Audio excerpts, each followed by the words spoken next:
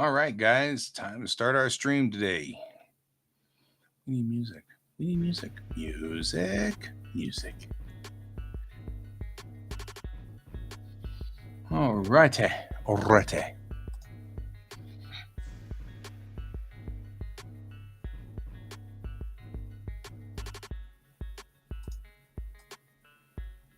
So I've been redoing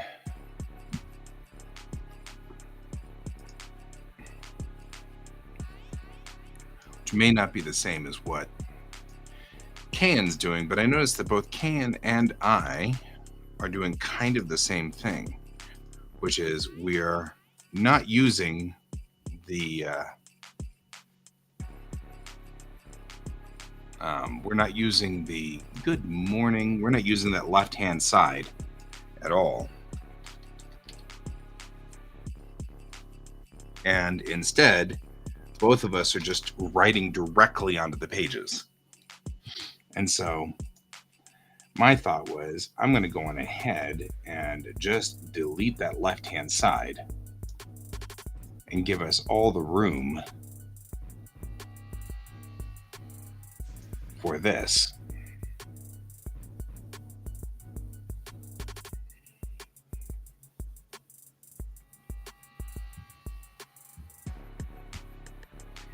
And then that way I can just draw directly in, because that's really what needs to happen, is I just need to draw directly in.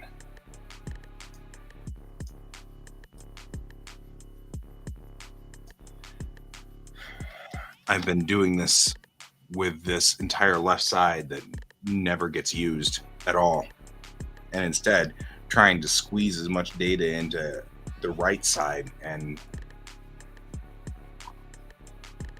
writing not enough information in.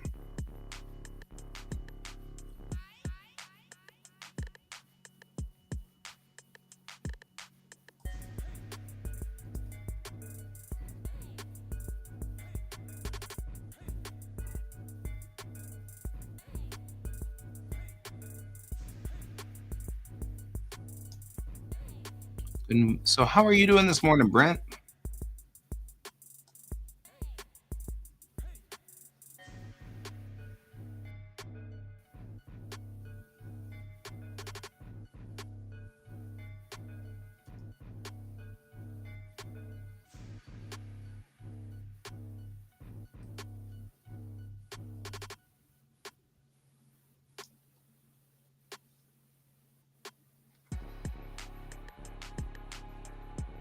Just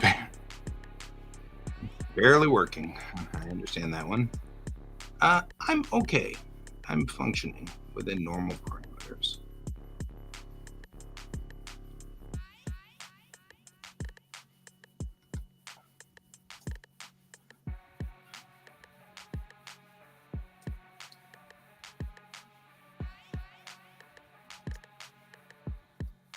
There we go.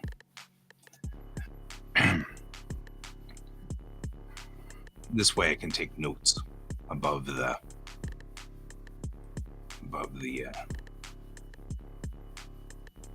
actual zone here. So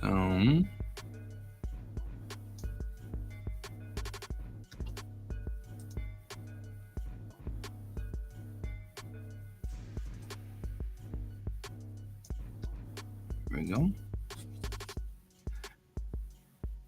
That little blue bar is there to remind me that I'm not supposed to actually, I'm supposed to write. This is one of the things that was messing up on the other one too, which is I was not putting enough, or I was putting the information on the things below some pages and above others. And then it ended up being just confusing because, like, I didn't know where I was supposed to go. And so it became unpleasant. So we're going to fix that here.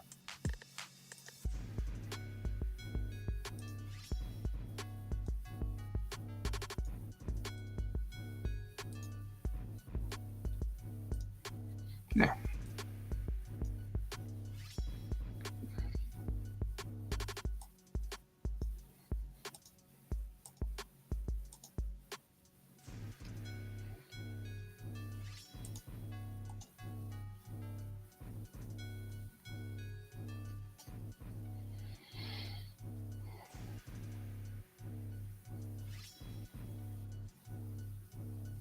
I do think one of the things I want to do, though, is illustrate a bar, which goes right here.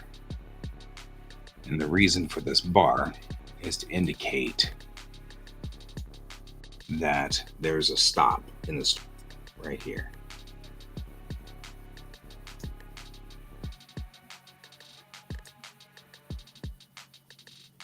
Nope, we've gone too far. We've gone too far. We've gone too far.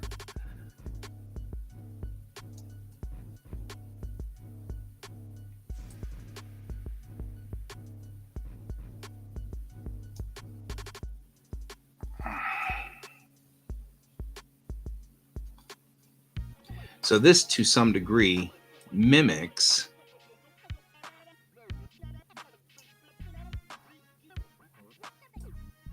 the actual layouts from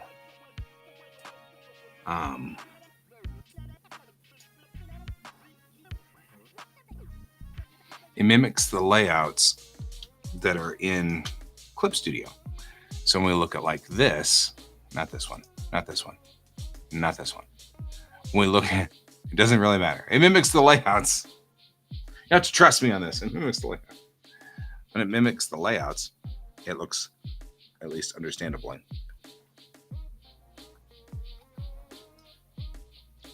The thing I find fascinating is set up like this, the way that they were talking about manga being having 3 peaks, right? There's a peak here and a peak here and a peak here. It's interesting that lined up like this, where they're all laid out correctly, all 3 of those peaks are directly on top of one another. I'm not sure if that was intentional, but it is fascinating to me.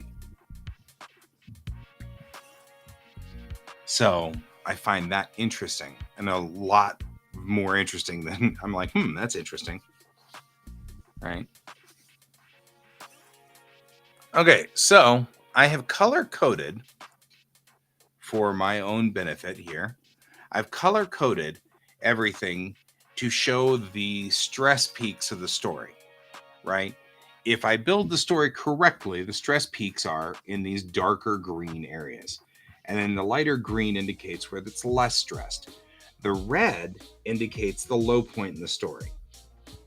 It doesn't have to be super low, but it is the lowest point in the story, where if you set up the pattern to go peak and then it drops down and then comes back up for that final peak, it gives a very satisfying feel. So do the best that I can to try to hold into that zone as much as possible. But I'm not gonna, it's a rule of thumb, not a hard and fast rule. So I'm gonna try that.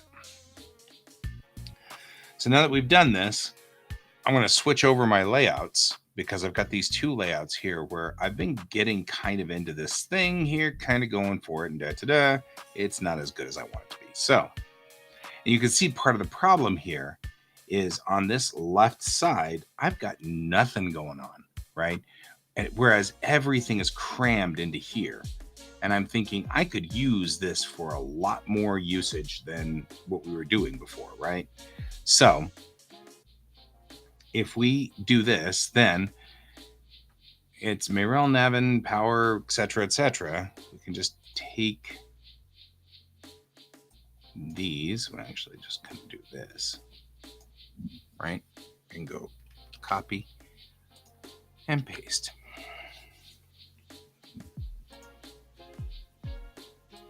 And a little bit more space, yeah? Yeah, not much, but a little bit more, right?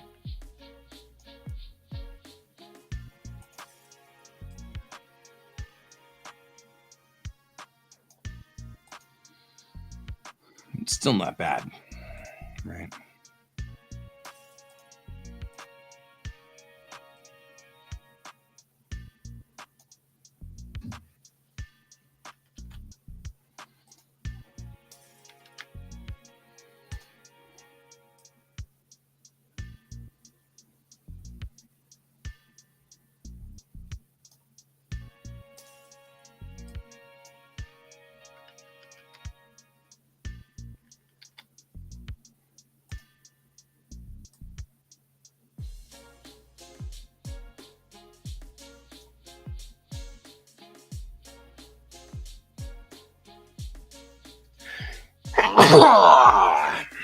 Godzilla me. Godzilla me. Right? Right? Right.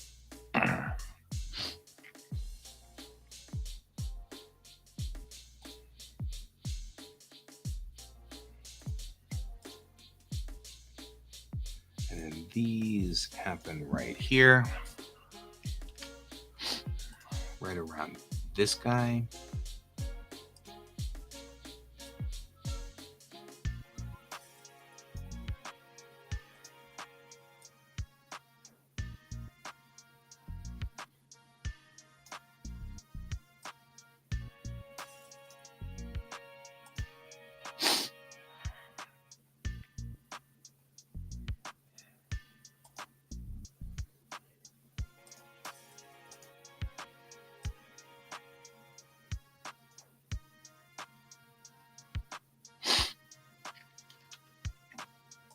And now all of a sudden I'm sniffly. Ugh. Right. So this indicates a low point right here. We'll move this guy. And deselect to here. And move these guys to here.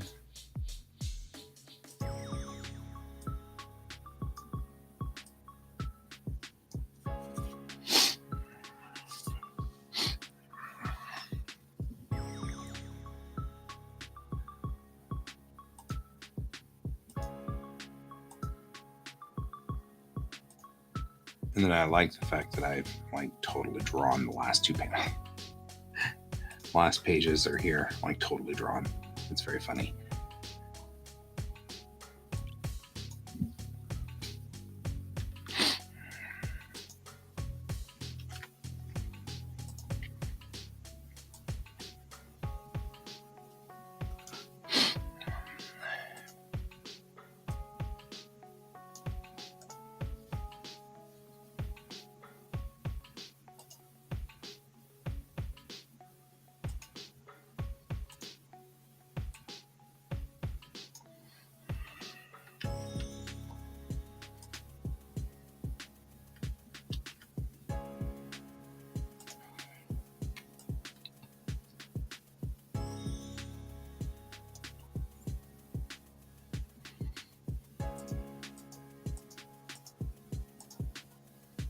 All right.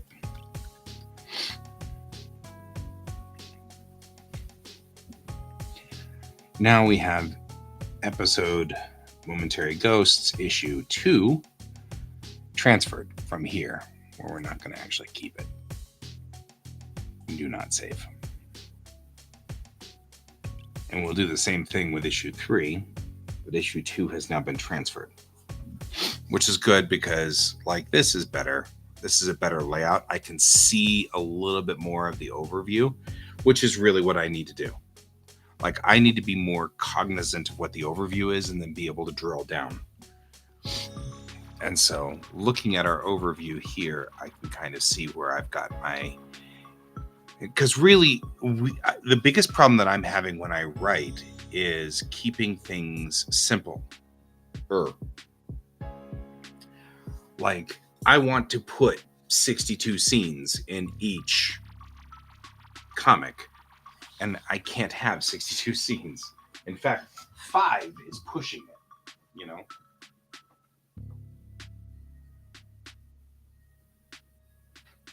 I blow my nose, hang on.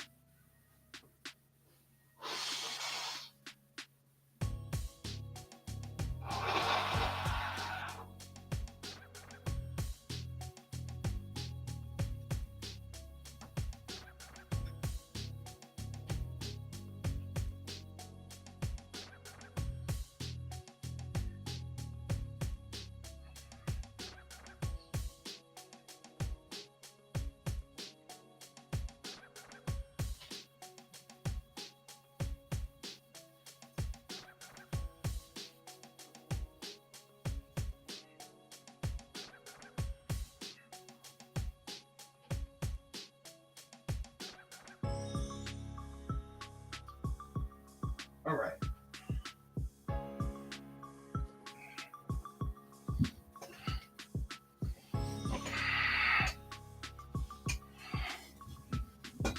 So now we know sort of how this will lay out. The size of these isn't that different at this point in time. The biggest difference that we've got right now is just that I've given more room to things, right?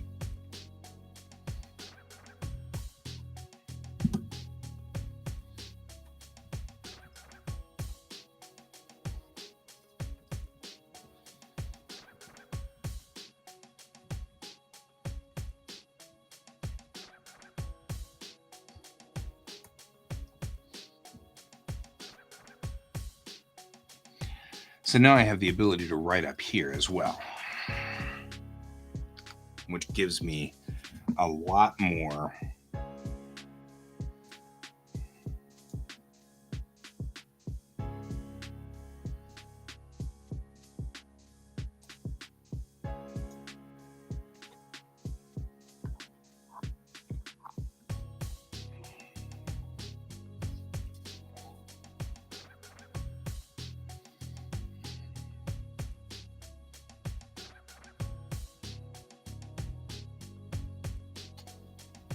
I wonder if I should just, kind of looking at this still, whether I should give more like this, right? Like if I were to take you and just come in here like so and shave as much off of the tops as I can, right?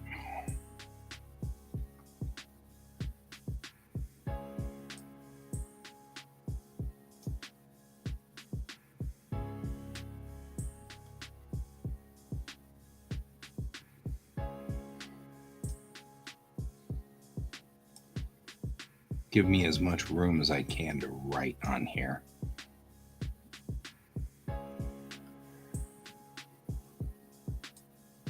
Also make it very clear where the top of these are.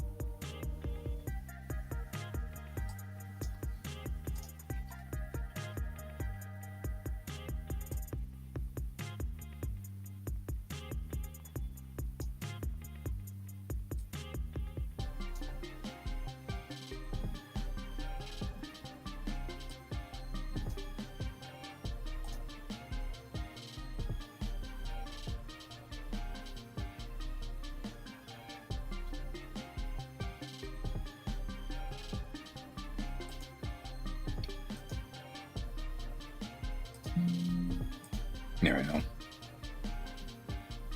Now we can work on his momentary ghost part 2.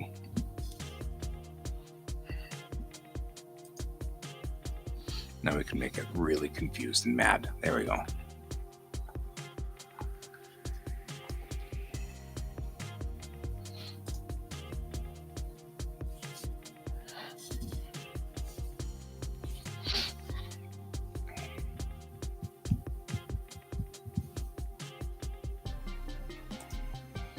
I like that a little bit better. More room up here to write stuff.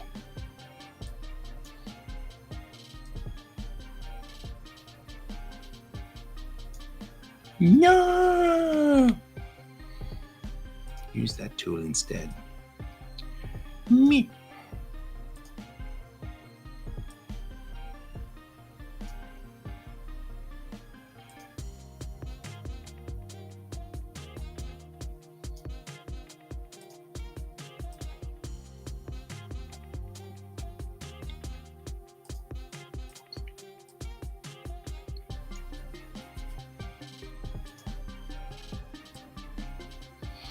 I like this scene between Arbo and Meyrel.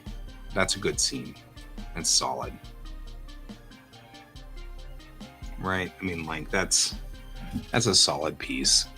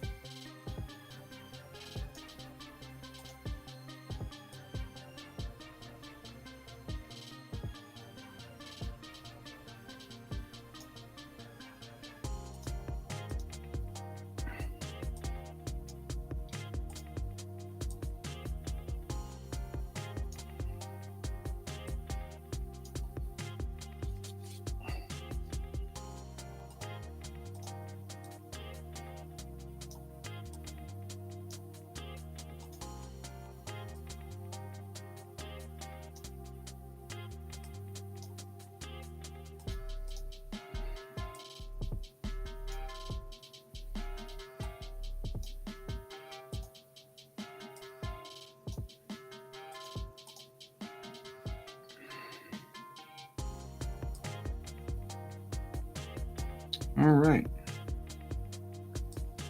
I put everything in their respective spots. So now I'm going to save this as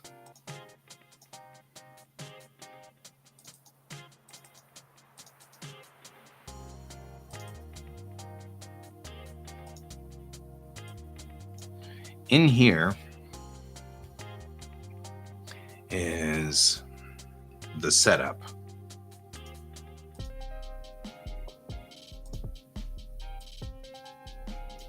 Or in here is, I'm going to say issue 2 setup. I'm going to make sure we call this correct. Episode 1, issue 2 setup. We're calling it that.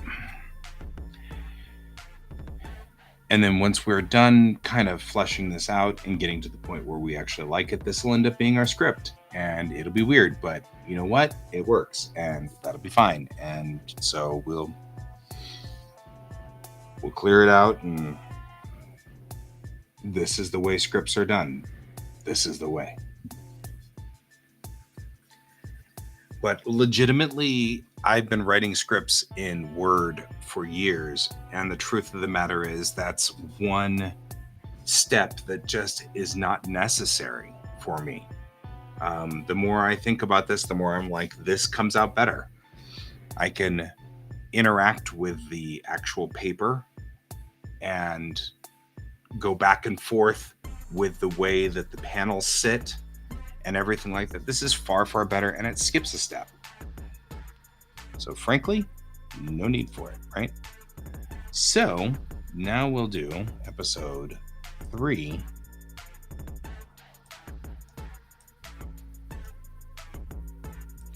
And I will use a different color just to delineate.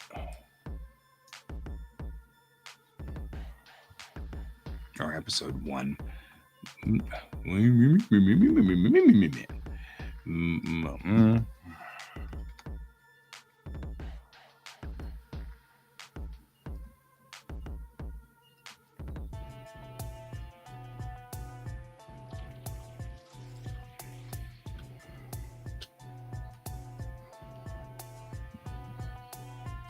Yeah, exactly. I feel like the nature of who I am, I've been hamstringing myself by typing it the entire time. Like, it's not the way it works. It works a whole lot better this way. And there's more room to tell the story with visual, right? Because, like, if I can get away with just showing pictures, then it's already in the script.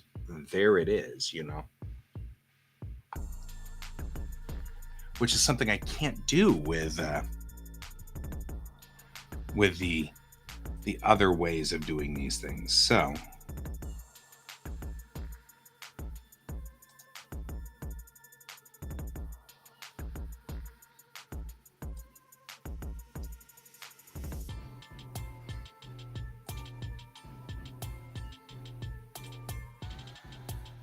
I just can't do it that way.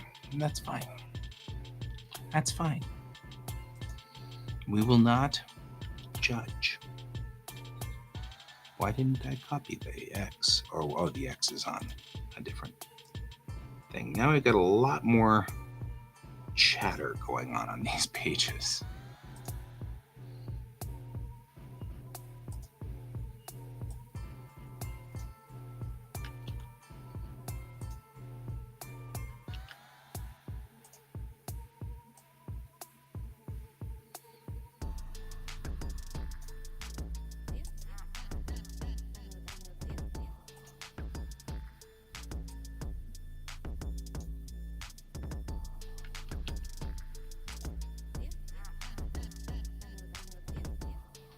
Did I say go half?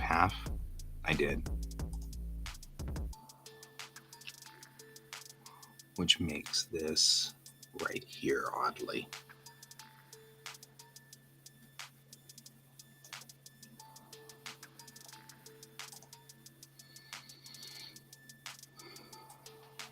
It's one of those things, sometimes you try to deny your nature, and it does not work.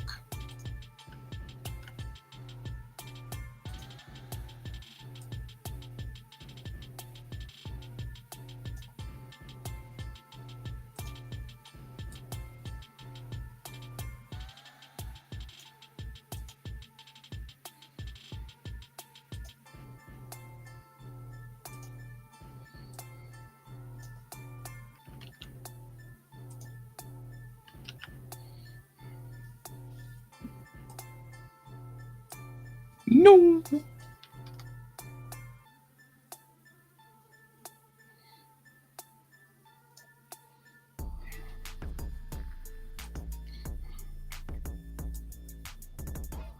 And that's all we got from here, and that's fine.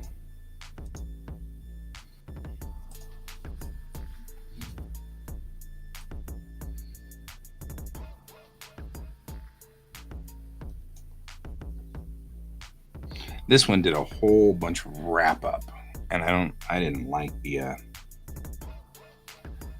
feel of that. The flow was a little weird. But we can now save this as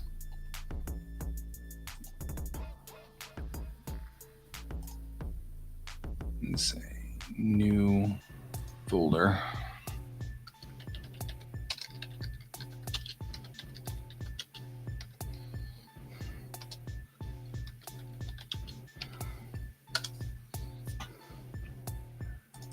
We'll put this one in here and say episode 1, issue 3 setup. There.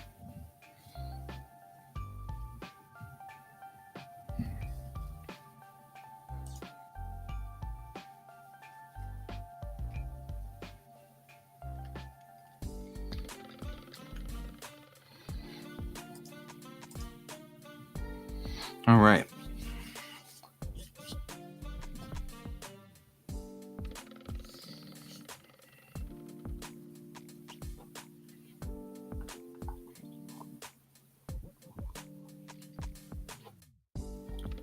All right. Let's get in here and start looking around what we got. So with this, we have two scenes that are kind of moving along.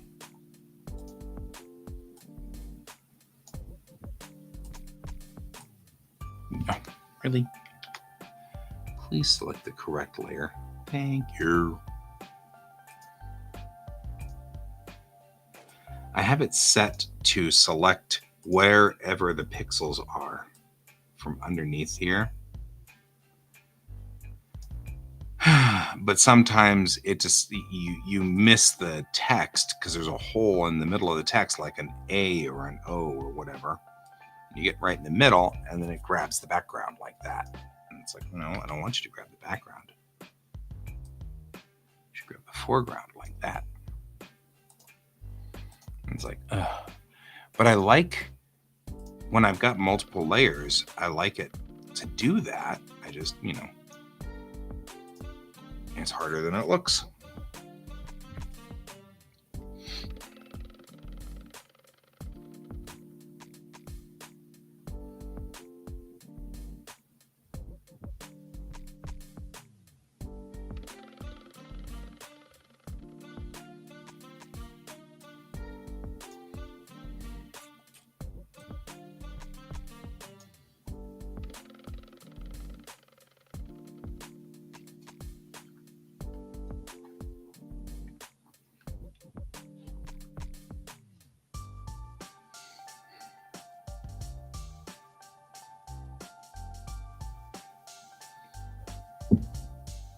It's just not the same without you visiting. You know that, right? Yeah. It's totally not the same unless you visit. Meow. Meow.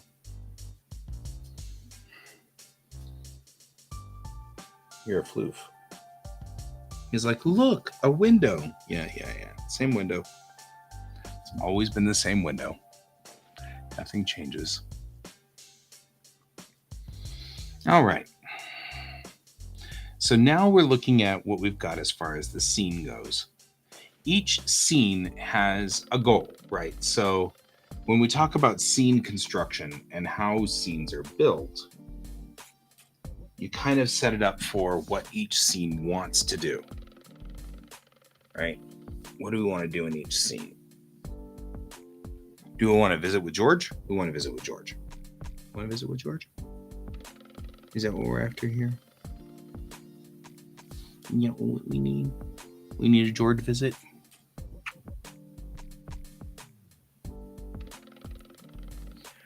So when I talk about scenes, do that. There we go. The scenes that we're looking for, we've got a couple of scenes here. So we want to make sure each scene has a goal and that we accomplish that goal, either a positive or a negative, to further the story. Breaking scenes down is a kind of a thing. Oops, sorry, I shocked you. I didn't mean to shock you. We were looking at your baby pictures last night. We found your baby pictures. You and your zillion paw polydactyl thing you've got going for you. Hard to believe that little floof ball turned into you. Kind of a monster cat. You know.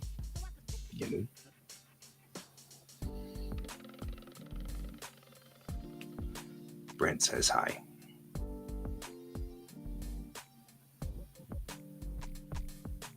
See? He said hi. He totally said hi.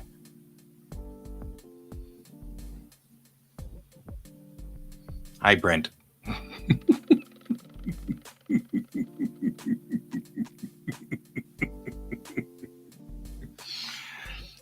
You are a character. You are definitely a character.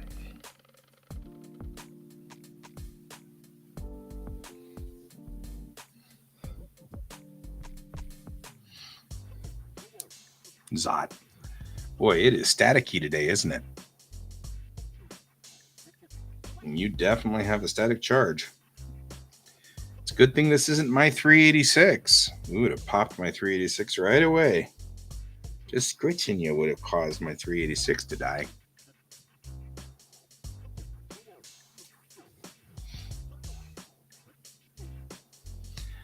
Last night, Brent, I was going through my 90s memories folders, trying to organize pictures because I realized that all of my stuff from the 90s has just traveled with me for years and years and years with no sorting.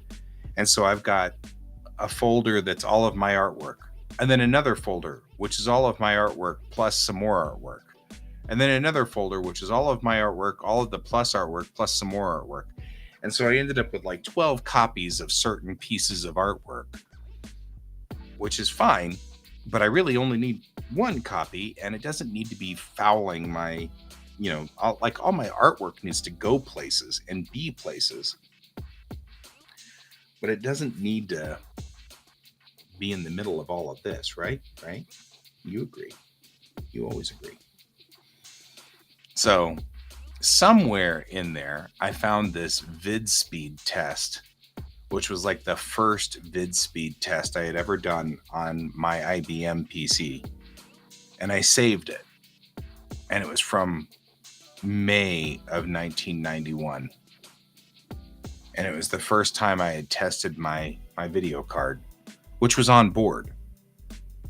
But it's still one of those things because it registered that it was a 8086 386 SX without a math coprocessor. It was like, that was a thing.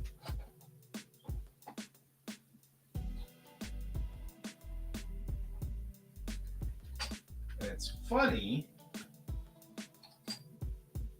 because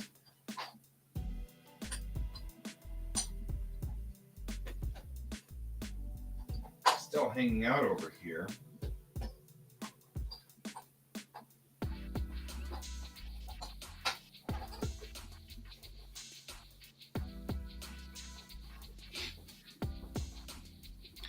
I still have. He's like, I stole your chair.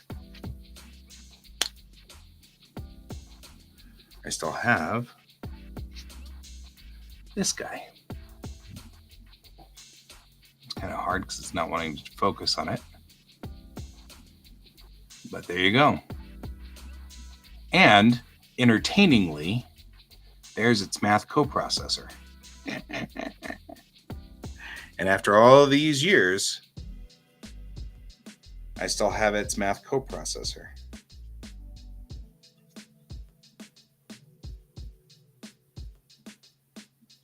But yeah. Right? Like, it's really an Intel i386, and right there is its DX40 math coprocessor. It says Advanced Micro Devices AMD 386 DX40 math coprocessor. So there's my original 386 brain from back in the day. And I keep it in that drawer up there. Keep it with me all the time to remind me where I started. I don't think that math code, I don't think anything would work anymore. I doubt that would be even operable today. But still cool. Right?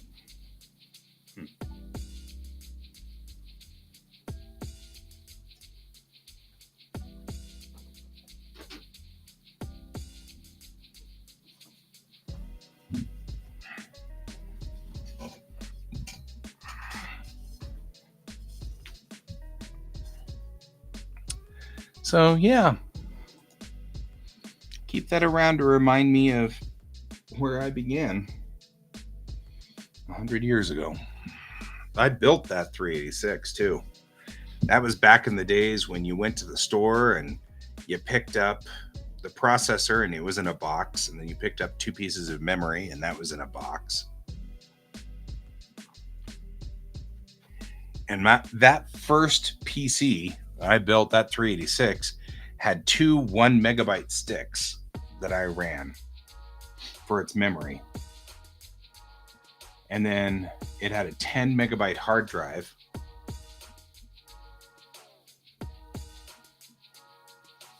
And I hooked it up to a 300 baud modem, which my dad had and he gave me. And it was one of those modems where you took the phone and you stuck it in the top into the little like pouches so that it would sit, and then you'd hit the transmit button and you'd listen for its handshake and listen for it to connect. Then your mom would pick up the other extension and start yelling at you, because that was the way it was back then.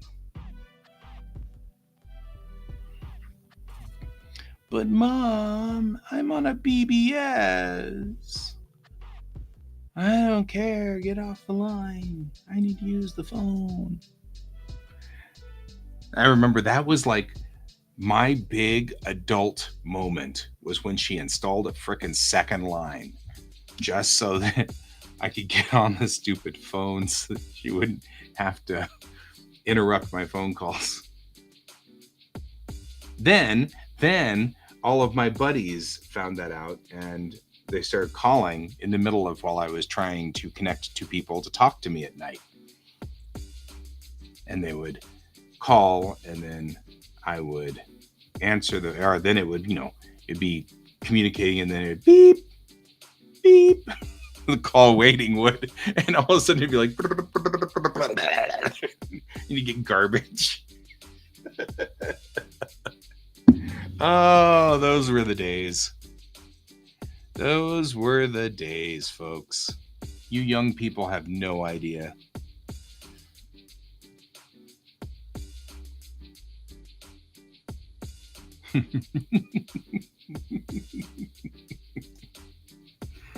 Oh, it was good. No, that was good stuff. Good stuff.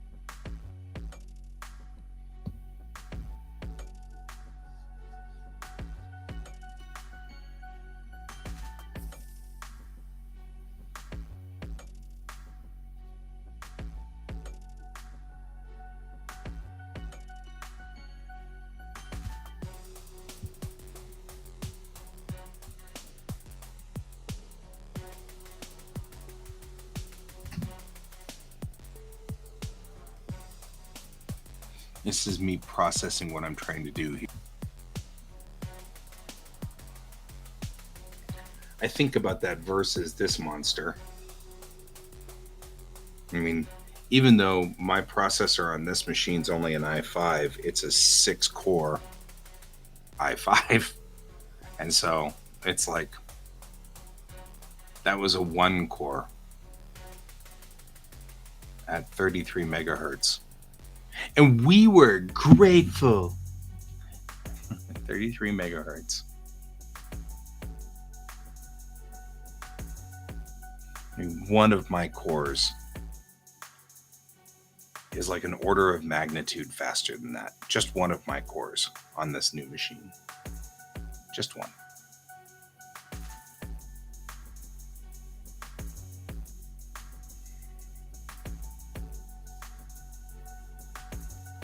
I even have a pair of Pentiums, the original Pentium chips, the ones that had the floating point error. I have a pair of those guys sitting over there too.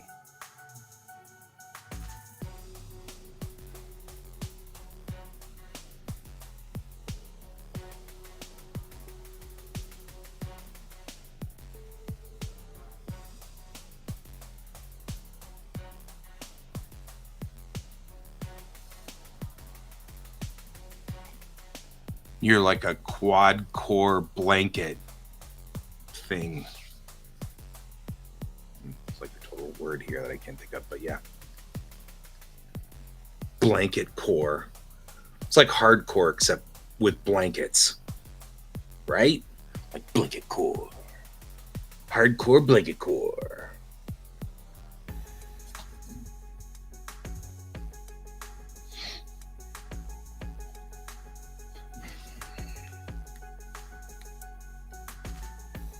Sleepy core.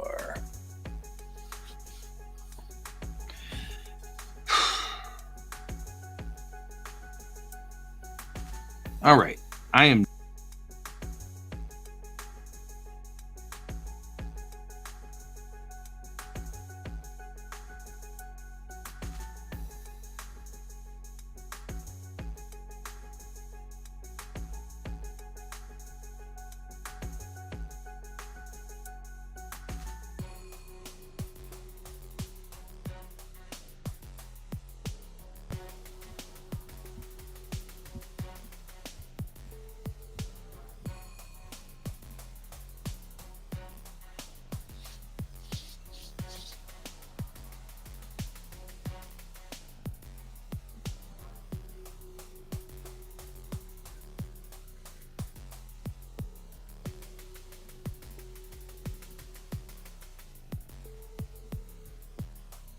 So there's some part of my brain that is showing me an image of Alex doing something to cause the Polaris to show up. But I can't get the story to fit it. Like, I almost imagine Alex standing there with her arms out and like power all around her and like energy and things like that. And the Polaris then shows up. But that feels like somebody would figure that out. You know what I mean? It's hard to keep her a secret if she does something like that. So I don't know if I want to do that just yet. That is certainly not going that way.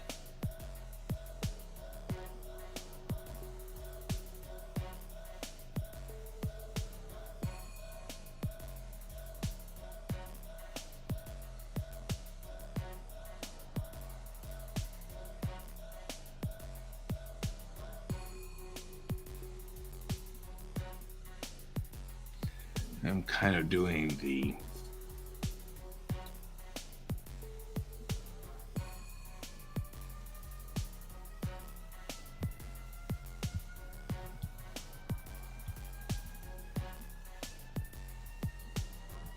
because it's like that's probably too well. I mean, I don't know. Could we?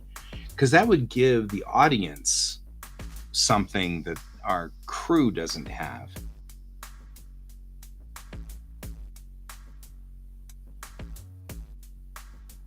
It could be interesting in that instance.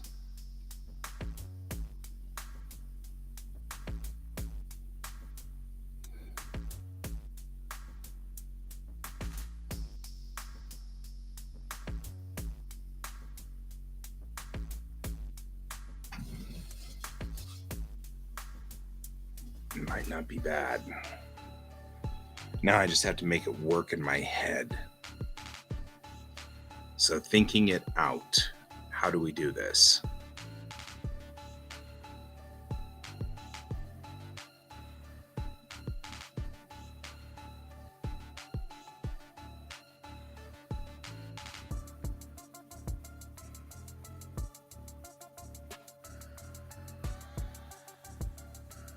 Yeah, that's what I'm doing.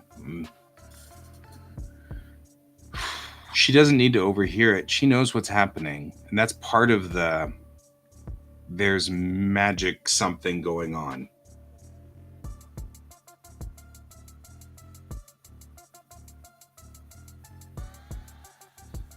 So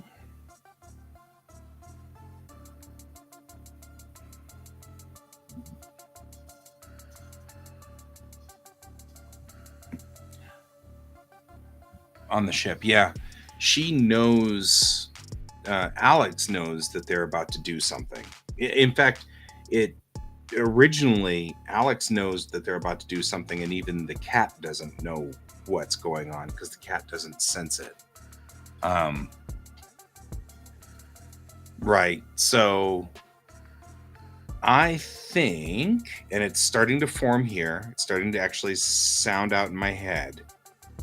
What I think is going on is at the end of page 18, Chang has decided to foul the system. In fouling the system, it's going to make it difficult for any ship to travel through it, which is going to pretty much hurt Moment, right? Because like it'll be difficult to get supplies in and out. It'll be difficult to do all of these things, and so I think what we do here is this scene here. Let's move through this scene. This section right here, going to here, is preparing to foul the system. Right.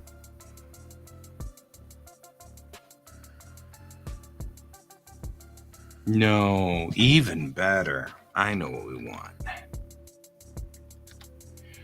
Here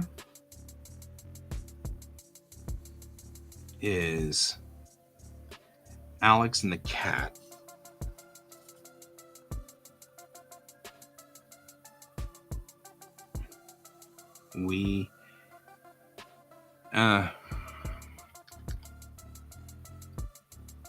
Hang on. I got this. That will make it hard to help Moment. Right? Hey, village idiot.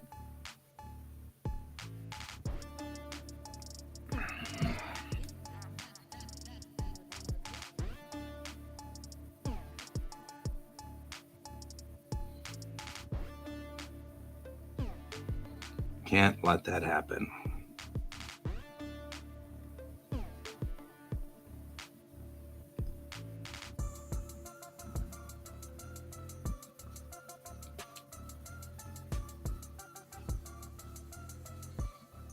Okay, so that's this scene. Alex says, hey, the cat says that'll make it hard to help Moment, right? Because like the planet can't be helped if she fouls the system. Again, Facebook's been having real problems with not just you, but Cat. Then she says effectively, I'm going to stop her. You know, how are you going to do that? You're a 14-year-old girl. Watch me, you know. Okay. So off they go. Off she goes to do that. Then it's prep the ship.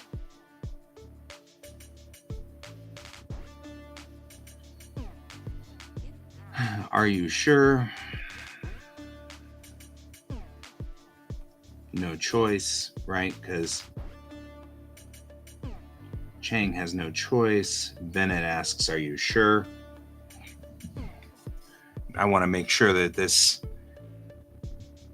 this is clear. Whatever, if Chang does this, it's going to foul the system for years and years and years and years.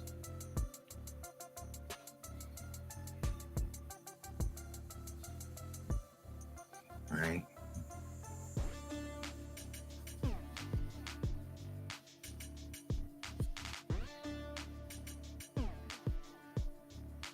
And so once we get to here, Kittiwake takes off.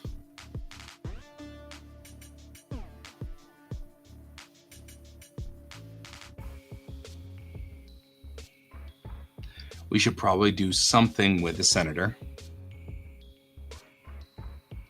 understands,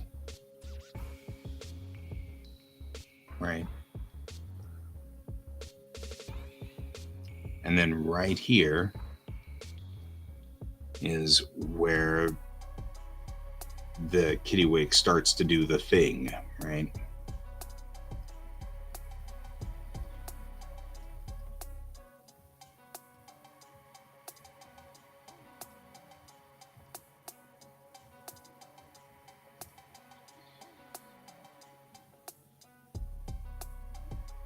So that's the low point of the story. Like the worst thing is happening here right now, which is Kittiwake has no choice.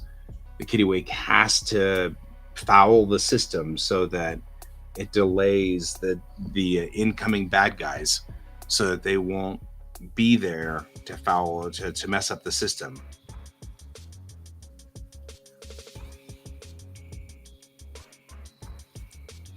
And that's when Alex on the planet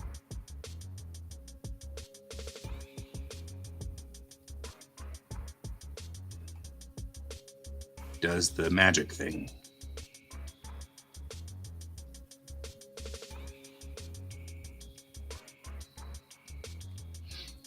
And what she's really doing is summoning a thread, right?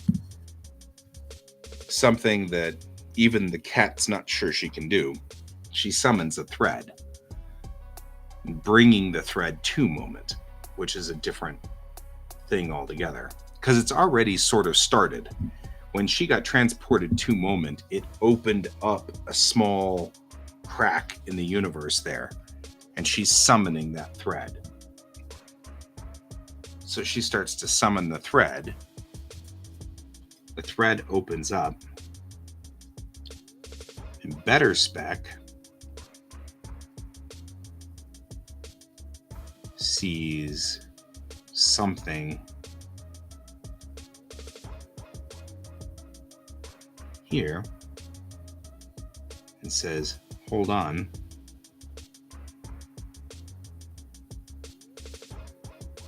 Right? And the thread opens right here. Definitely something happening. And then the Polaris appears.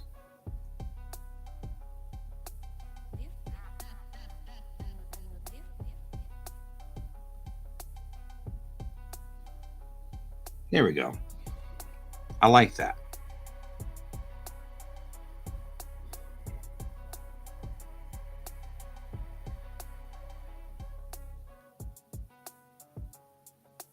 That works. So breaking the system down now, breaking the story down.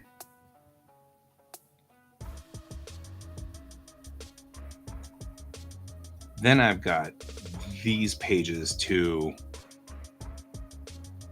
wrap the story up, talk about what happened, and then the last page is Alex joining the ship. Nobody knows, though, that she did that because she was on the planet.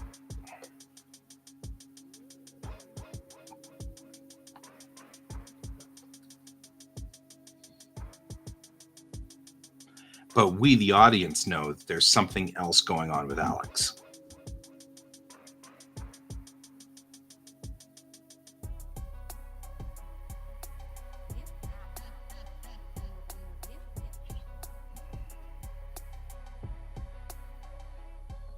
That feels very satisfying. Like, that would be a satisfying 3-part.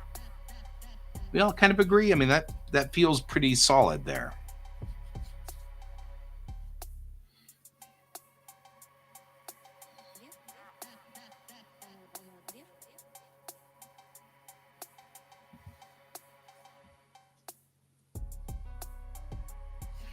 I think so too. I feel like that would be a good... And we're talking about 96 pages total for all 3 parts. That'd be solid, right?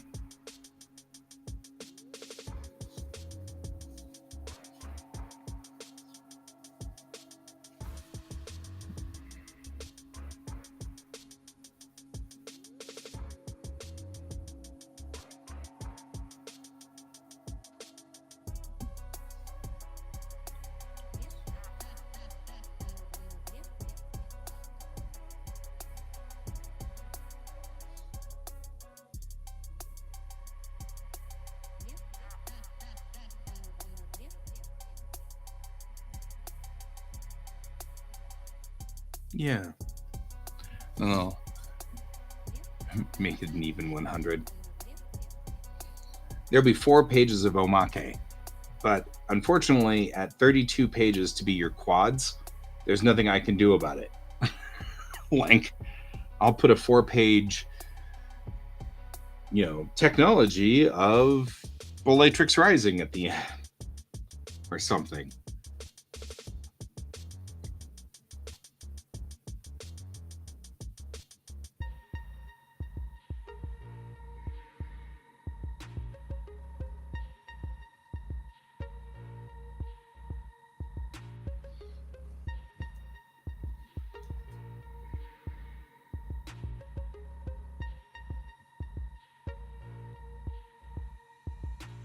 I mean, heck, just the covers alone would have to be on the back. I mean, like, because there'd have to be like a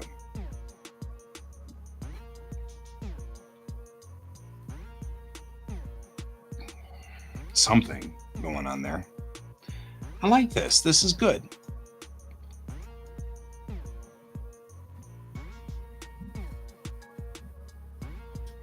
I like this a lot. Oh, I hate standing up though.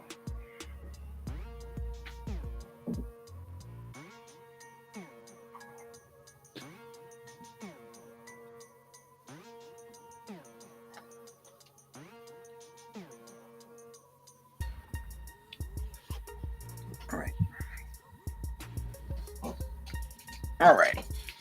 Good.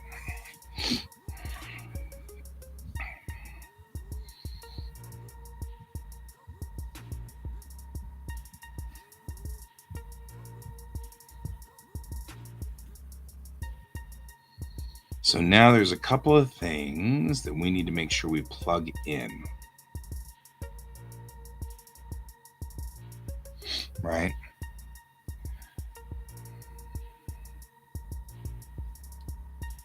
Right? Because like here, I fear she will do something dumb. Right? Like something like that. Like I fear that, Alex says something to the effect of, I fear that she'll do something not dumb, but I'll come up with a better wording for that when we get to that scene. But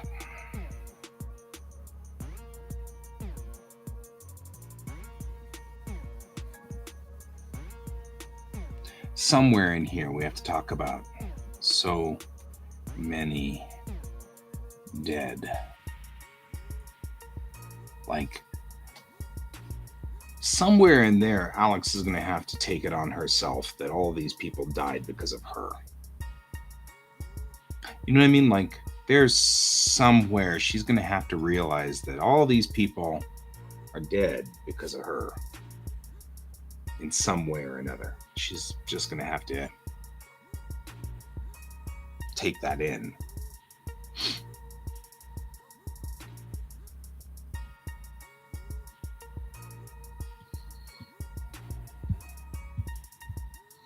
Because part of the reason she's doing this is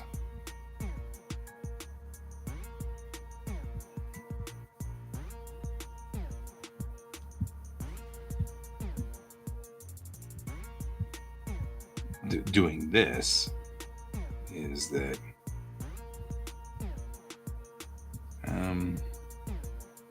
you can't let them know.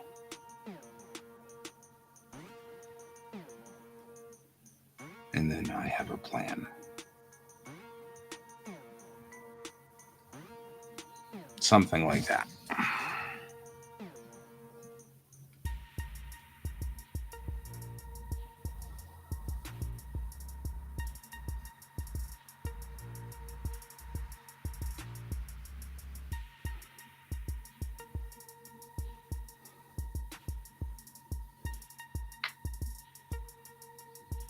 You know what? I hate that whole, like, that thing. That's such a trope.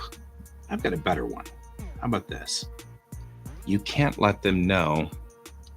I can just not know.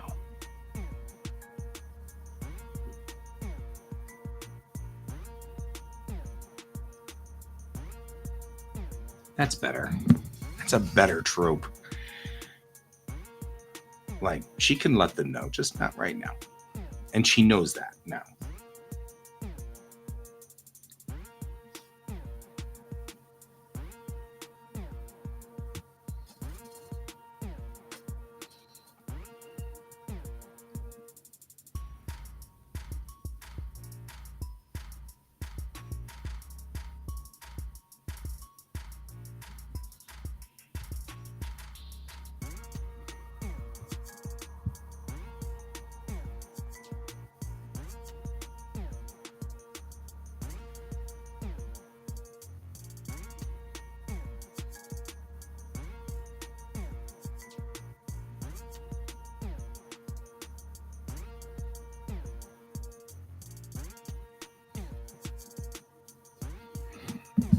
Just saying. Can let it go.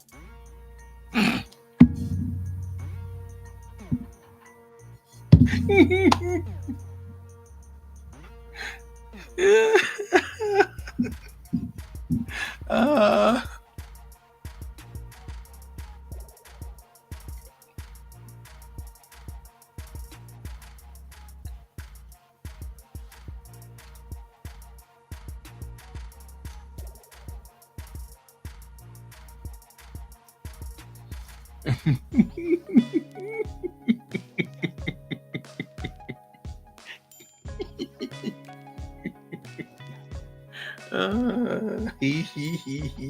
I can't help myself. Okay.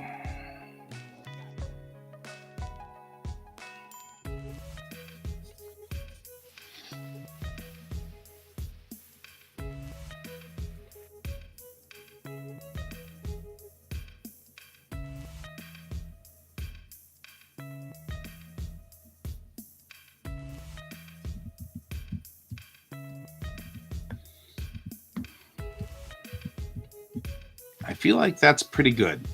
I feel like this gives us like,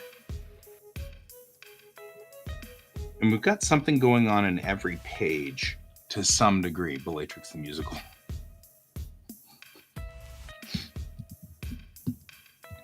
I'm not opposed. Just saying.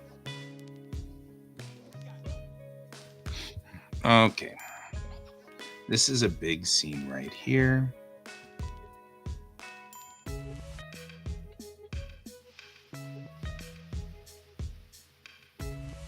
No. This is a big scene right through here. And this is a scene right through here.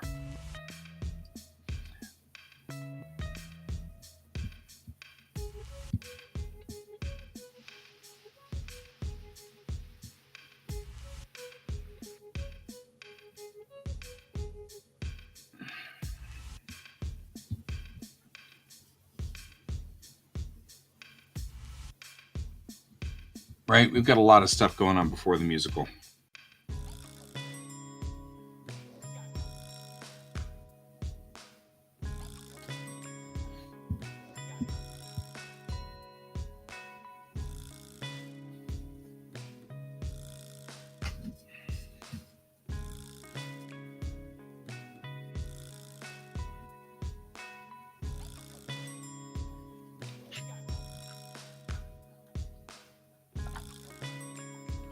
This adds an entire thing now to an episode down the road. We have an episode down the road where there's a ship out there working on a thread ship. and they're sitting there doing all of this like hard work on this thread, and you literally have like the perfect lineman on board, but she can't tell you that she's a lineman, right? That she can use. First of all, using dark music to do this would be freaky to the Unity, for one, which is part of this whole thing. There is a conflict between the Commonwealth and the Unity about using dark music, which is the music is the magic, so to speak, that manipulates physics through these cracks in the universe. So exploiting dark music is going to be a problem child anyway. And so the fact that they're going to misunderstand Alex, so she needs to let it into their world slowly, because she can't just let them have that information. She's using this flaw in physics to do these things, and we can't let that happen. So, all right.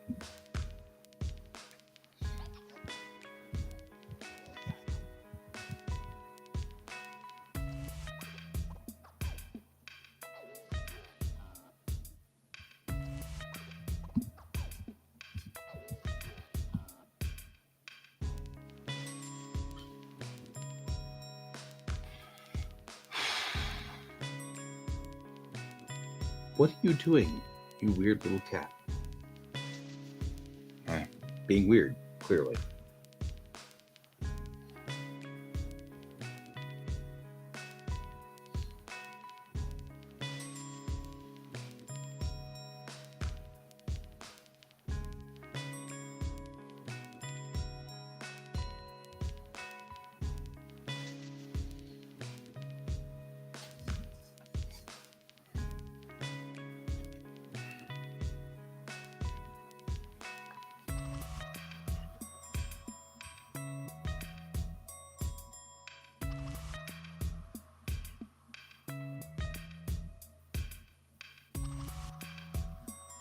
All right. Now I feel like we've kind of gotten all of this in. I'm going to save it. Then I'm going to eject this because we don't need this anymore.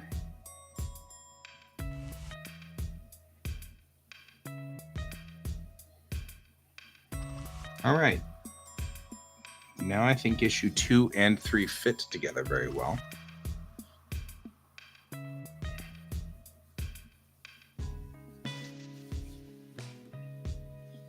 And they fit pretty well with issue 1.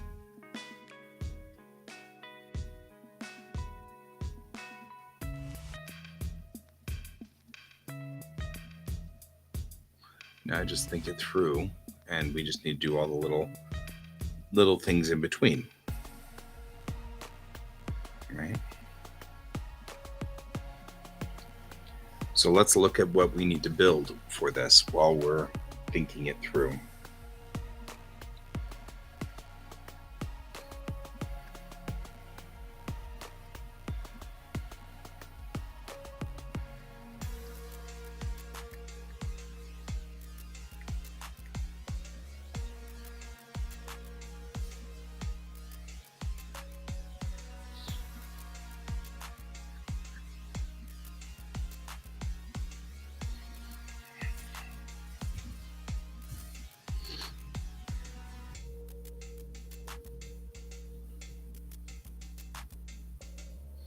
Yeah, I've got Alex, the cat. The cat should be pretty easy.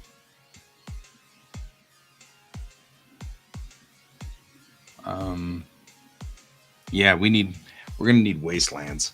That's a good one. So let's start a list.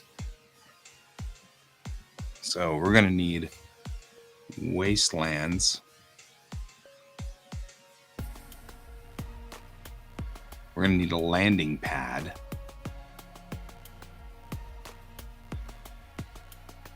With connections.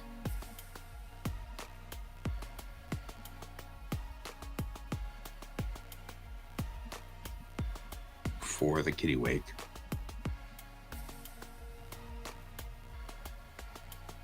We need that front observation room.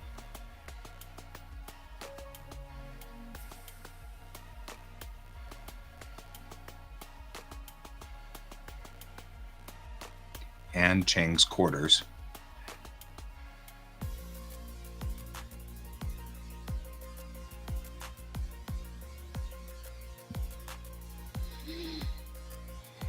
We should probably figure out our cat. You're right. And fix Alex.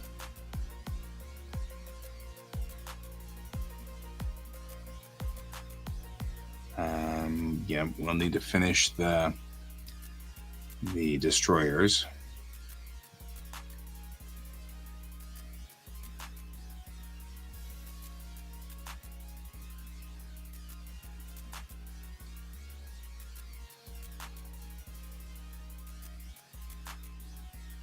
Okay, what else we got?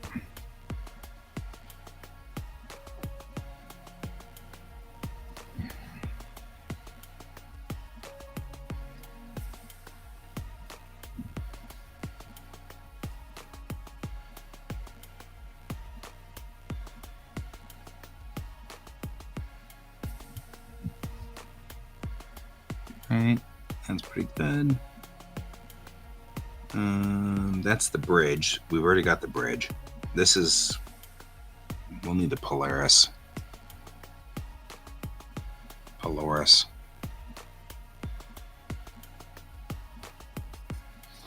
We're going to have to finish that. That's going to be a big mess.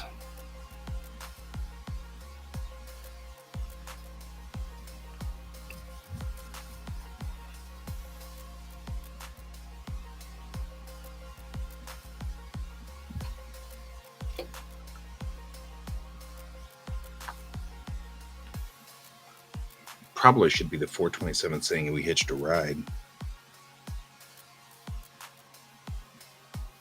Let's open up 2 and make sure we've got all of the things for 2 as well. Because we might as well look in here. That's the pilot house.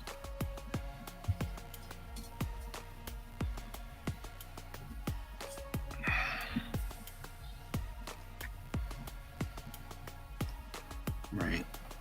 And that's medical.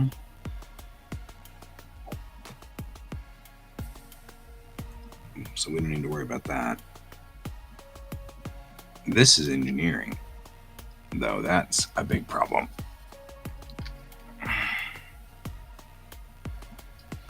So go back over here. Engineering.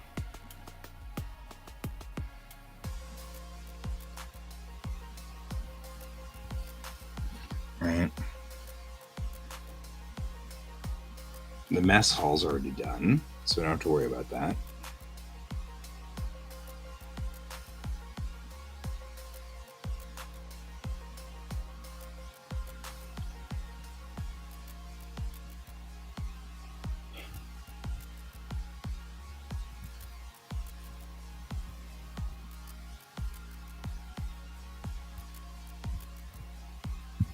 So right here, this is the loading ramp. We already have that. And then we need vignettes of the city.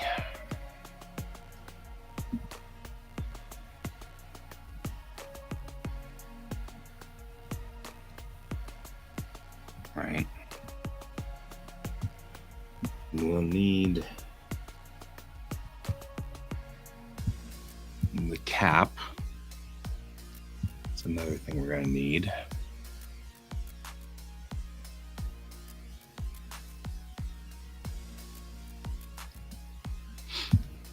And a construction mech.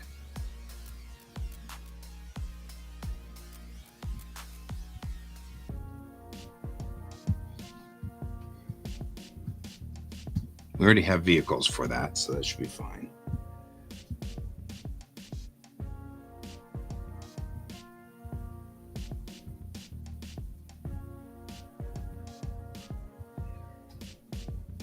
Right. Looking here. That. And then we build the city back up. This is either observation or... In fact, this could be observation and make it probably better.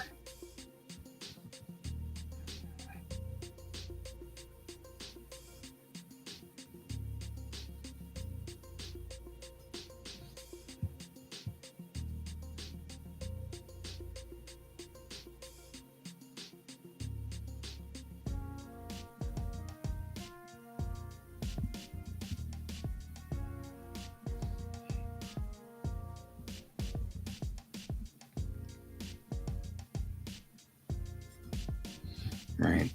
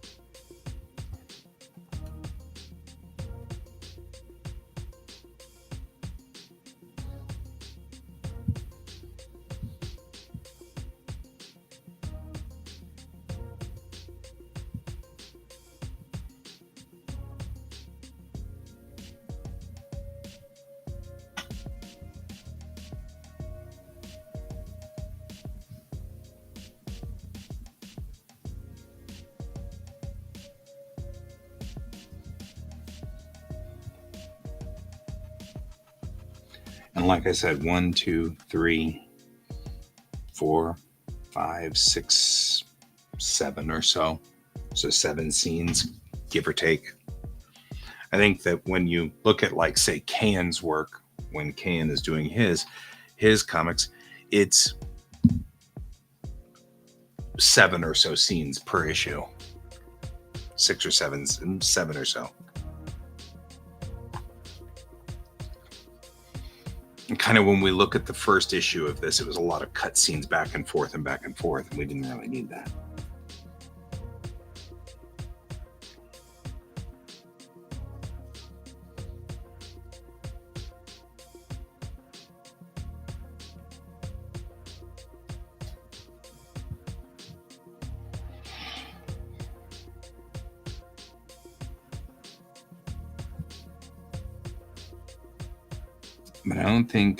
But I think the big thing we're going to need is just engineering.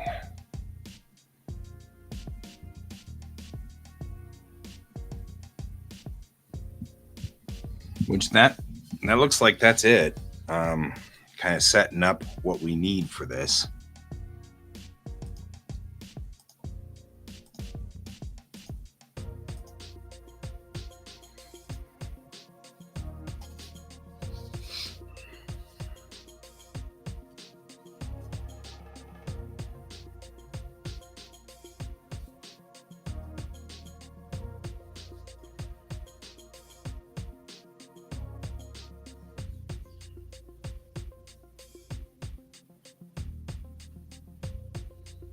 I think that could pretty much cover everything.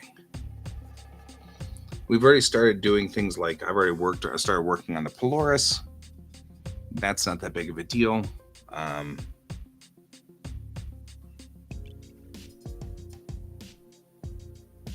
We've got a landing pad sort of out there. The Wastelands can double for the landing pad as well.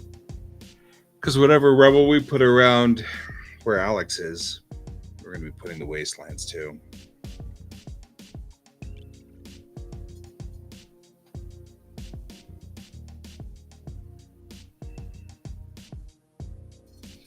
I don't blame you.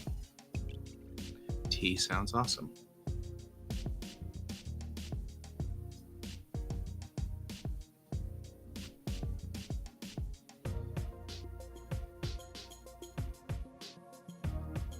Yep. I feel like that's a much better setup for the last two.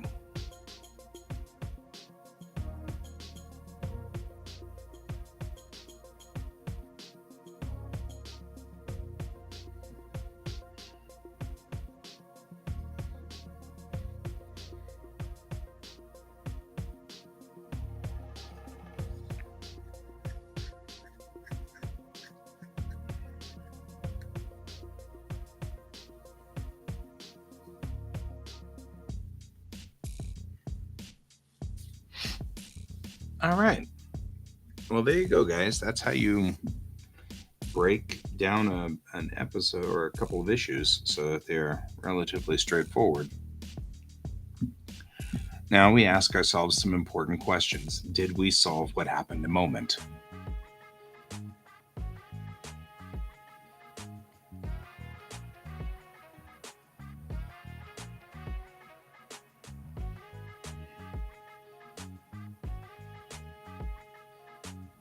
And I'm not sure we did.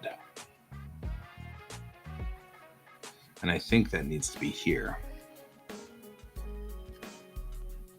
I'm the reason moment moved.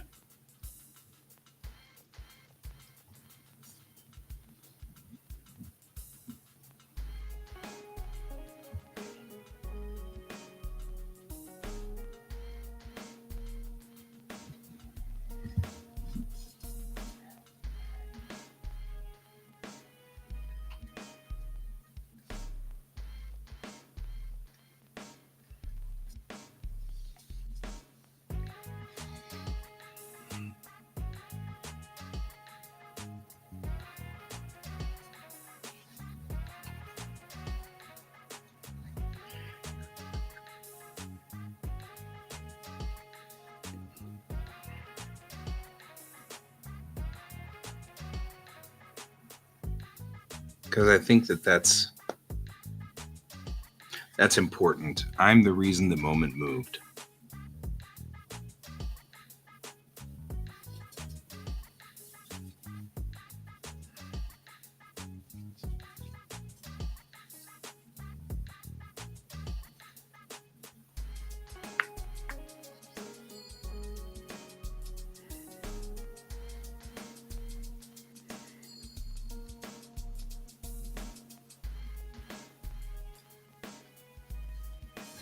We need to put that in here. Okay. Good.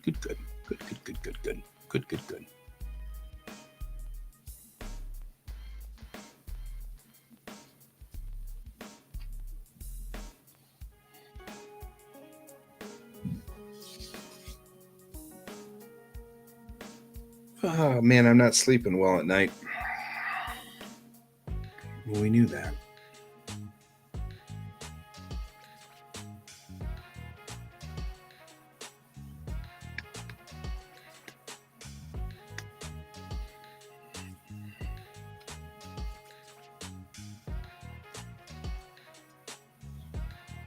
Okay. This is where I think these things through and make sure that all my plot holes are covered. Because you want to make sure that you don't have anybody going, wait, well, what about that one thing, right? Well, Momentary Ghosts is about the episode. The whole episode is set up in episode or in issue 1 with what happened at Moment, right? We've solved that. What happened at Moment was she happened at Moment, which happens to also be the answer to the other mystery, which is who is she? Whatever she is, she's a mystical creature of some sort that is going to add herself to the ship's complement. Is she benevolent? Is she malevolent? We don't know. We'll find out as time goes on. But I think that this one line right here on page 21, where it says, you can't let them know, and she says, I can, just not right now, kind of speaks to her being benevolent, not malevolent, because she's probably going to be nice and not tell them, and tell them what's going on and stuff like that. But she does need to navigate that, and she needs to be careful about when she lets that information go. Which won't be for many episodes. In fact, we're going to pretty much lie low on this part of the story until we're 6 episodes in. At the end of the first act of the large arc. The first act of the large arc ends with her having to reveal this information to Chang. But that's 6 episodes from now.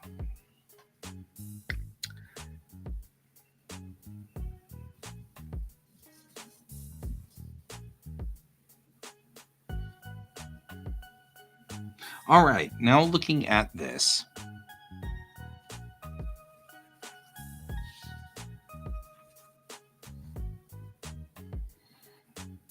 let's talk about salting the story. Salting the story is something that I like to do, where I sit there and say, okay, do we have interesting character interaction? Now that we've set up all of these things, what character interaction do we have? Where is there something interesting or unique between characters, where they're talking to one another, where we can give bits of their character and personality to each other? Obviously, we've got a great opportunity here, right? So this character moments should be between, this is Bennett and Chang. Banter. Right there. Give them a little bit of their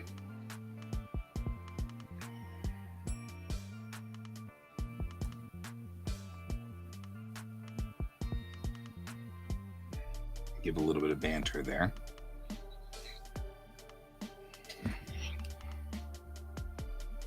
Right. And this is going to be all about Alex and the cat trying to bring back the memories.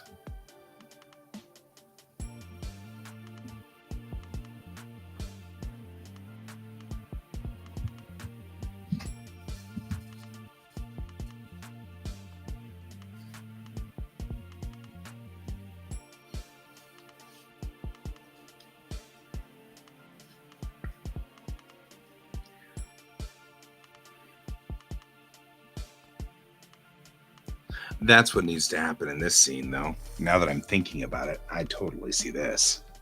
So she's saying unfamiliar stars. She's sleeping under the stars, sort of thing, out on the.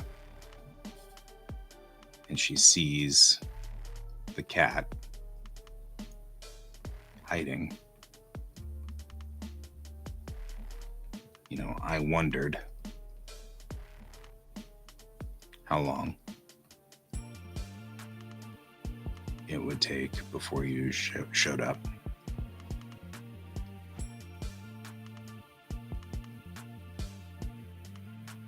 It's because you guys are pests.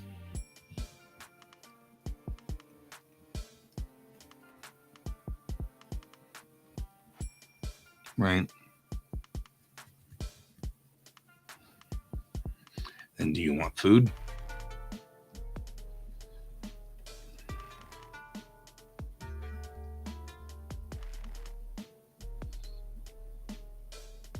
The smoke is billowing.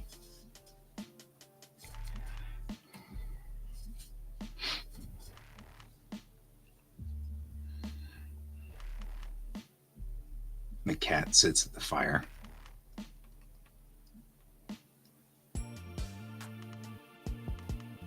Right.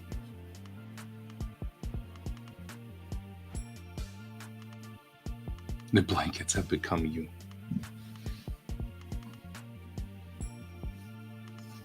Boop.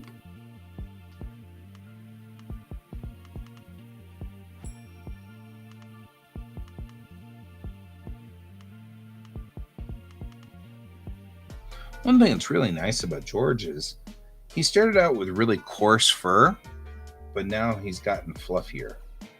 His fur is less coarse, which is nice. Yeah, see, now you're attacking. I don't want to be attacked.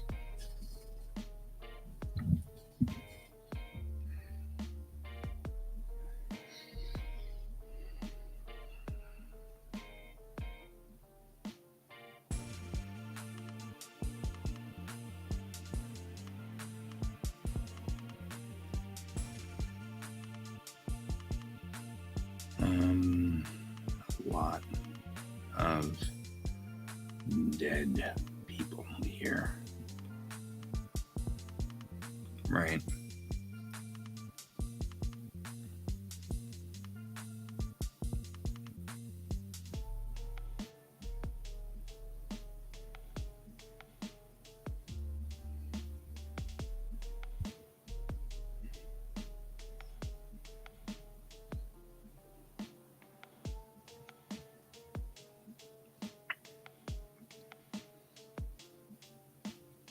I feel like if I go 2 pages, that's a good one, right? And then here's how much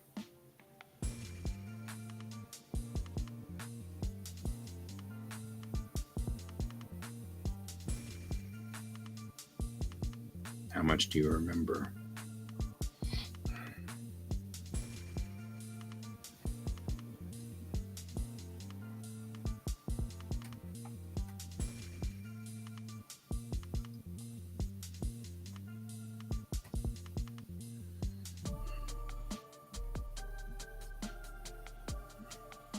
Some fragments.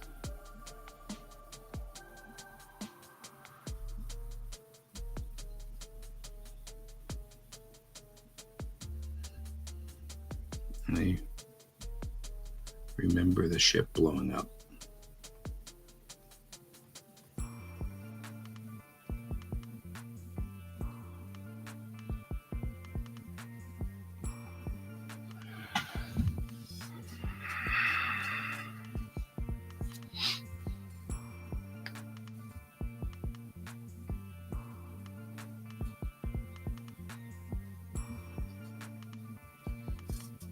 Yar. We start at 10 p.m. 10 p.m. Mountain. That's 11 your time. Is that too late?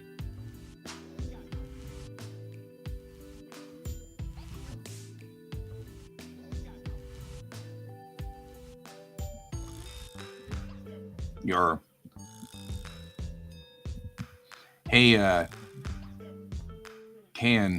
Kat's going to be on tonight to talk about social media.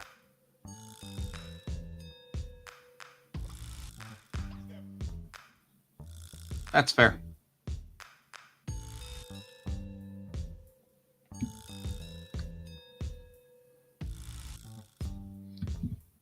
Kinishinaide.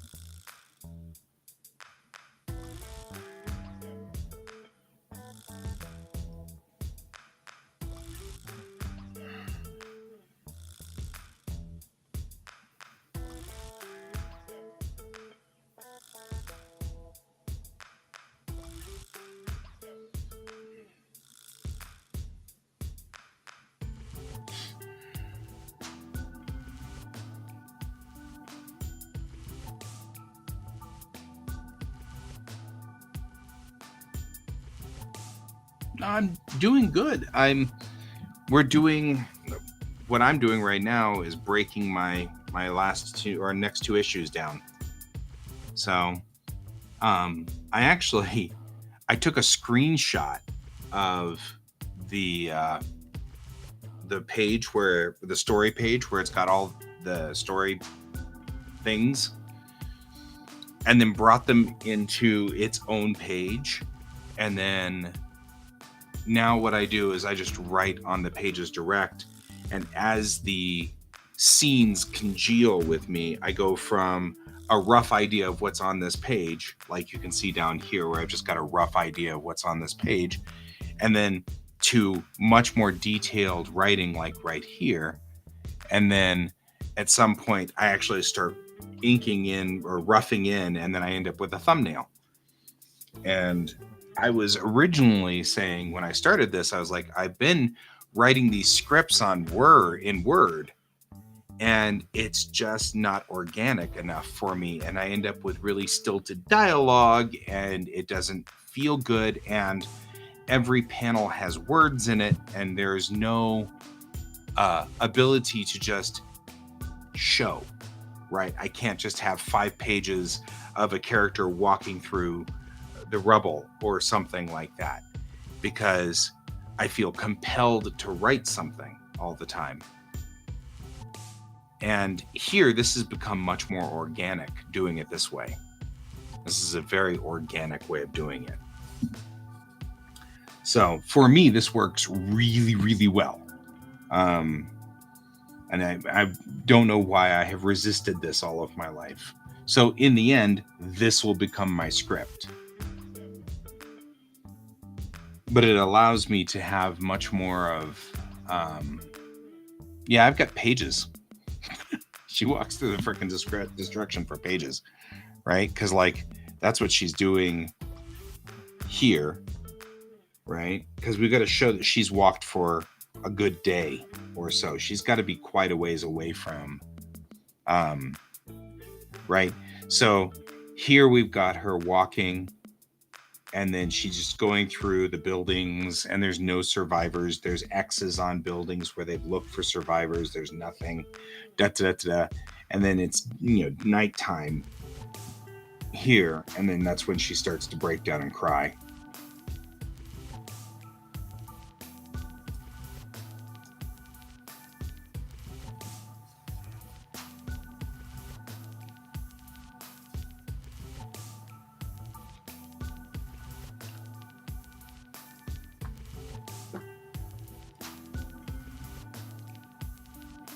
In fact, looking at these two scenes right here,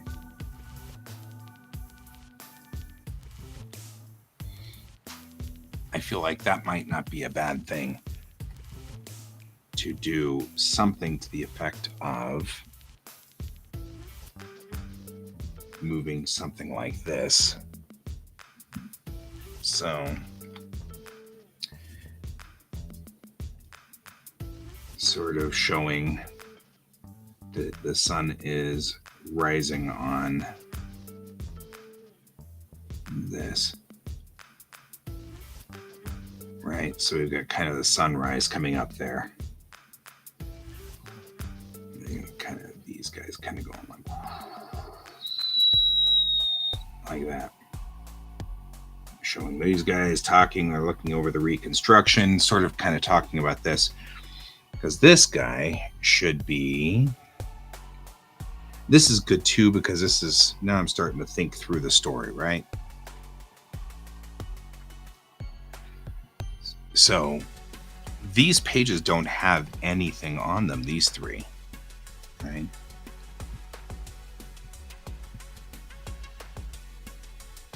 So we'll just do this, then this.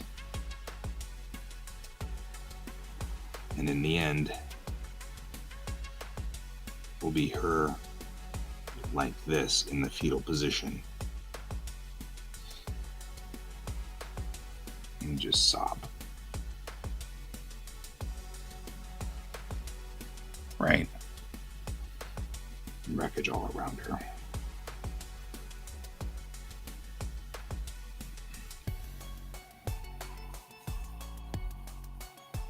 And then we'll put, as this last panel here is all black, just maybe even a moon to indicate that it's nighttime.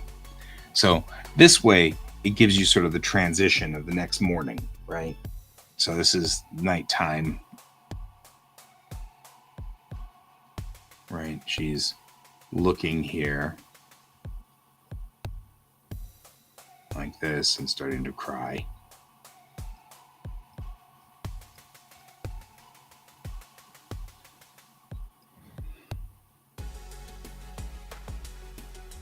Like that. And then she's, down on her knees, sort of like this. Really lost.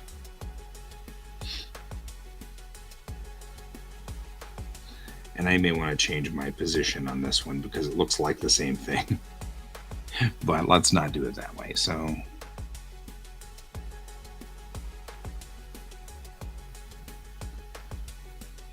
and I'll make it already start to be dark. Like that.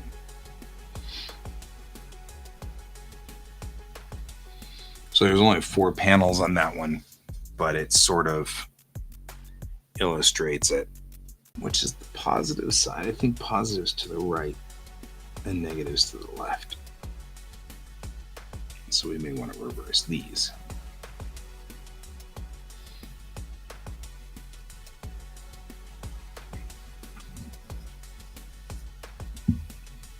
So, all right.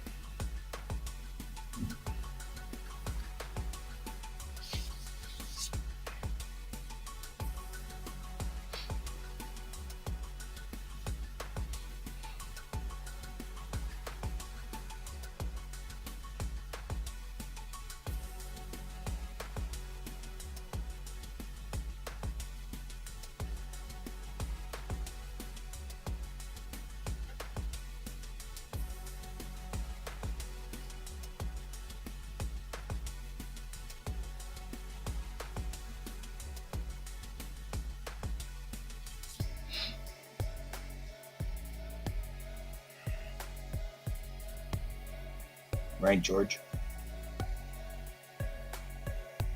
You can't say anything because you're busy yawning. Weird cat. Just a weird cat. Alrighty. So this says sit rep right here.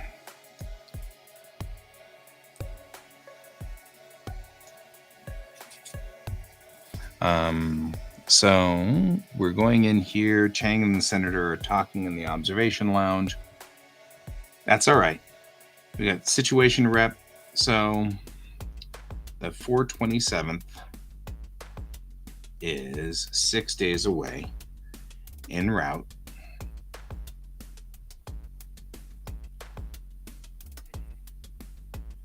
A medical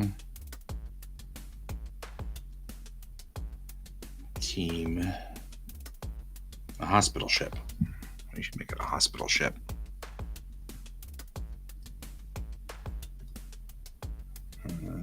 The UMC Mercy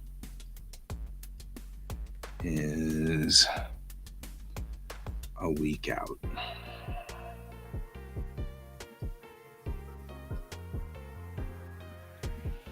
All cats are weird, especially Tormund and George. They're both very strange.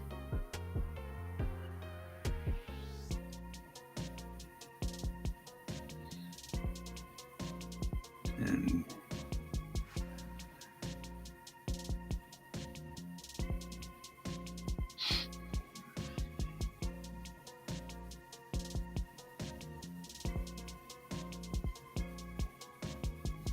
just that's a DD squadron.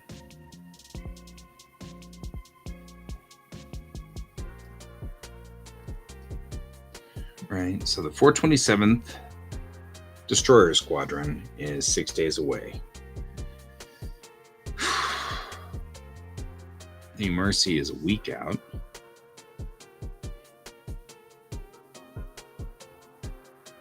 We just have to hold on.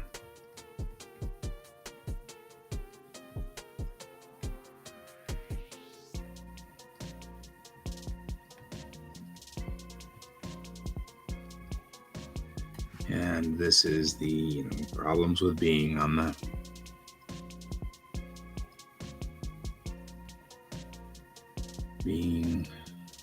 the other side of the wall.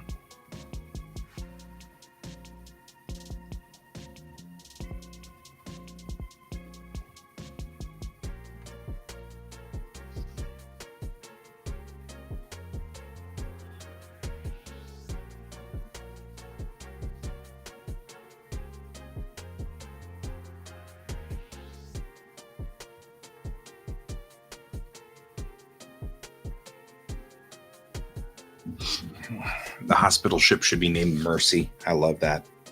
Hospital ships should be named things like Mercy. I've always liked the name Mercy, especially for a hospital ship.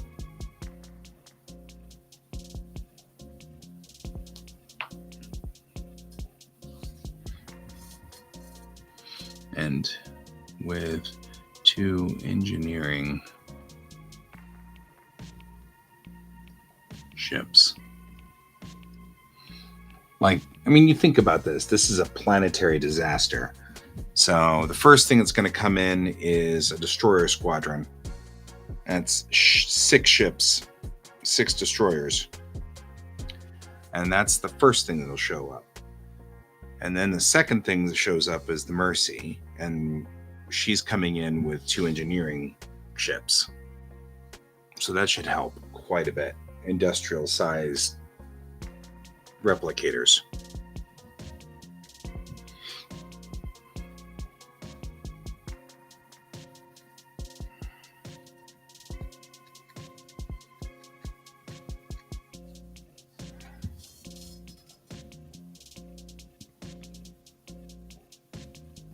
Too bad we don't have a thread.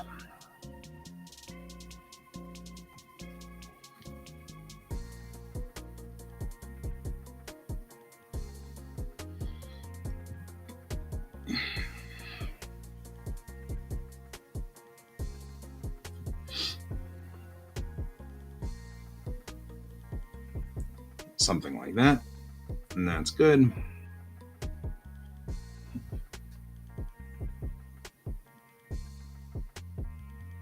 Right.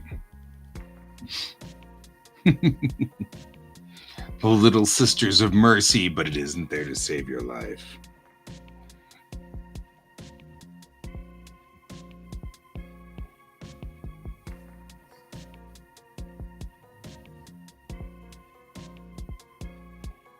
And good luck.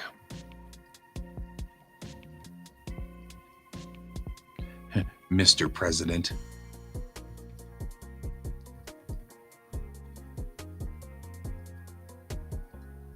Because he's the president now. The senator has become the temporary president until elections can be held, because the actual government on moment is gone.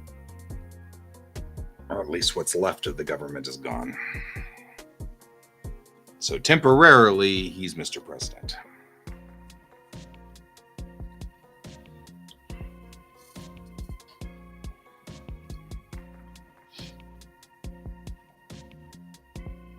And then these 2 pages are on the bridge.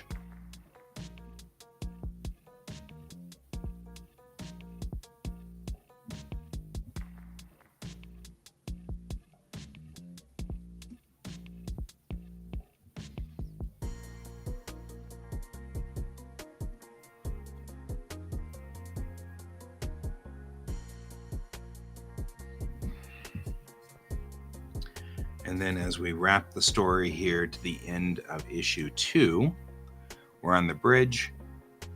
She's on, Captain Cheng comes out on the bridge and sits down in her chair. She's doing her, like, here's my report stuff, you know.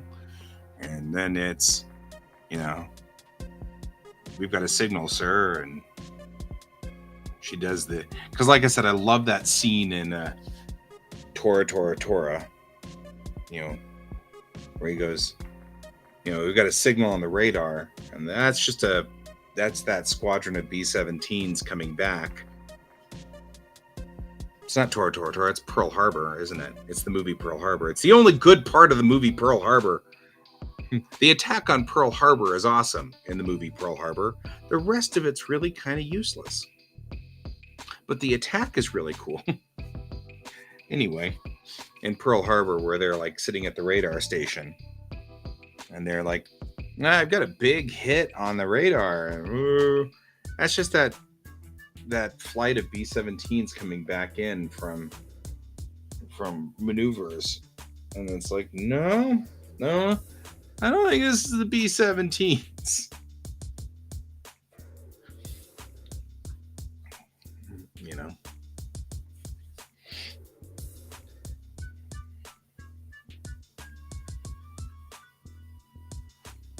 Shoyu, Hiryu, Zuikaku, Soryu.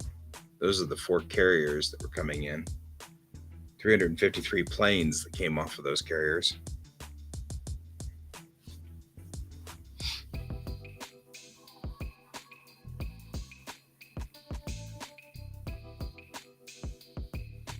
And there's Signal. Nitaka ni Nobore. Climb Mount Nitaka. Tora. Tiger. And there you go for your ending of the show statement there. We have now broken down a good portion of issue 2 and 3. I'm very satisfied with the way they feel. I wasn't as satisfied before with the way the episodes felt, but these feel really nice and solid. I feel like we wrap this story really nicely. We get ourselves some fun stuff going on here. I get to show some more mecha. And I introduce all the elements that are in this comic. Bellatrix Rising has a little bit of mystical magic that is being used as well, but we don't understand it all yet. And we've got mecha and we've got big spaceships. So, this is the way.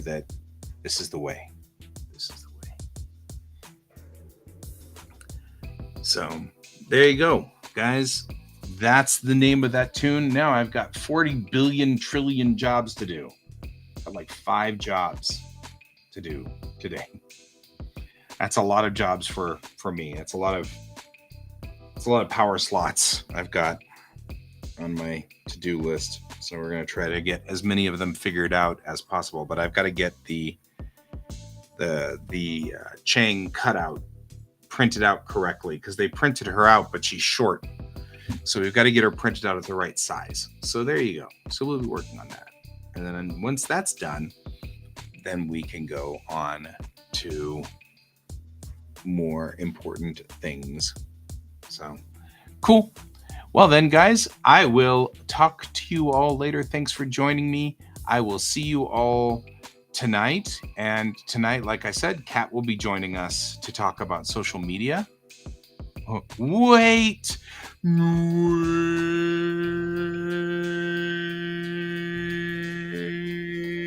Okay. How could you tell she's short? Oh, well. Yeah, she should be 5 foot, like 5'1" tops, and they printed her at like 3.5 feet. That's a little too small. I'm just saying. So we've got to go and figure out what to do with that. Did you want me to wait for you to show up on the show, or can I go on ahead and close the show out? Can?